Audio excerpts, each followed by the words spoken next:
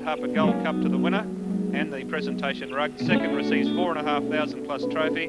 Third is 2,000 plus trophy. Unplaced greyhounds earn $200 each for connection. They're all set.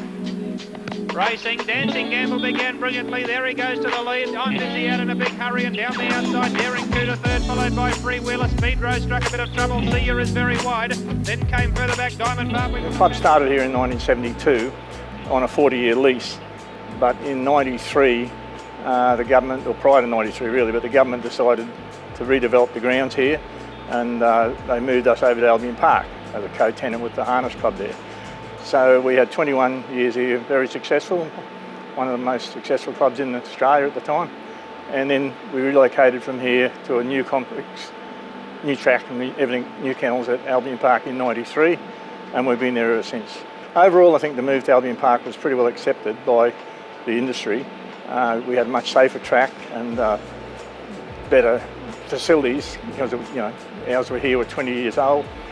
So I think most people liked it, and the fact that we started racing twice a week was well received by the industry, and now we race up to 4 times a week, so it's been all pretty good from there up. Here's Paul Dolan at the Gabba. Racing and Starry Eyes began well. It's been a long time since greyhound racing was at the Gabba here, 50 years ago, and have a look at how far they've gone as a code. New facilities, great racetrack at Albion Park. It's great to see the transition of greyhound racing more than half a century on and leading the sport nationally.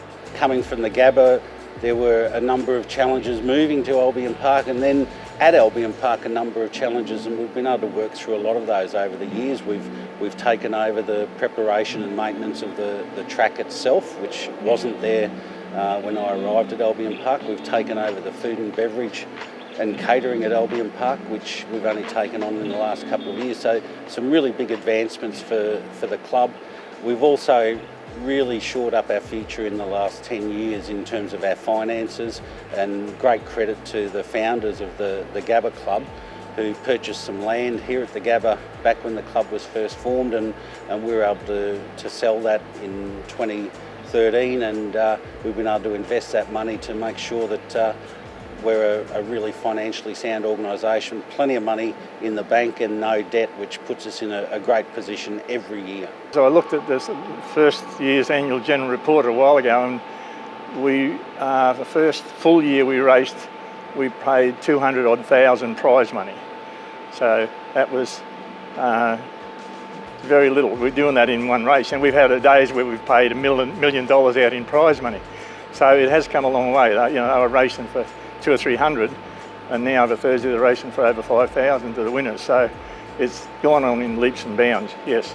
It's really powered us along, I mean, our balance probably in the early days was about 3 mil, and we nearly got 7 in there now, so things have worked for us.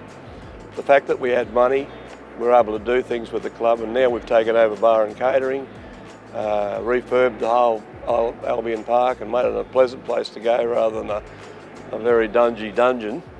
The club's never been in a better place. The last couple of years there's been tremendous growth in the code, the COVID wagering growth, but normally we've been growing for the last 10 years at 10% a year, the last couple of years at 20 to 30%. So the money's coming back into the industry, and there's never really been a better time to race a greyhound. There's plenty of prize money. There's a lot in terms of the care of the greyhounds at the track, and also the aftercare of the greyhounds when they've finished their racing career.